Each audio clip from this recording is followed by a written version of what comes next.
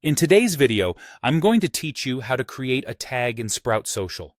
If you're looking to better organize and manage your social media content, tags can be a fantastic tool to help categorize your posts, track engagement, and streamline your reporting. Let's dive right in. First up, you'll want to open your preferred web browser. This can be anything you're comfortable with, whether it's Chrome, Firefox, Safari, or Edge. Once your browser is open, head to the search bar and type in Sprout Social. Hit Enter, and you should see the official website listed in the search results. Click on the link to navigate to the Sprout Social website. If you already have an account, you can click on the Sign In button to get started.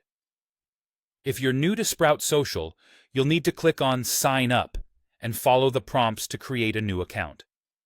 It's a straightforward process and shouldn't take much time. For those signing in, enter your credentials to access your dashboard.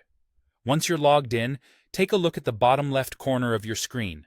You'll find the Account and Settings menu there. Click on it, and this will open up a range of options. From this menu, select Settings. This is where you can manage various aspects of your Sprout Social account. Now, in the Settings section, look out for Tags under the Global Features category. Once you've found it, click on it. This will take you to the Tags Management area. Here, you can either select a group to add a new tag to, or browse through any existing tags you might have. It's a good way to keep your tags organized by specific groups or campaigns. To create a new tag, look for the Add Tag button and click on it. When prompted, enter your new tag's name. It can be anything that will help you categorize your posts effectively. After naming your tag, you'll need to select the groups where you want this tag to be available.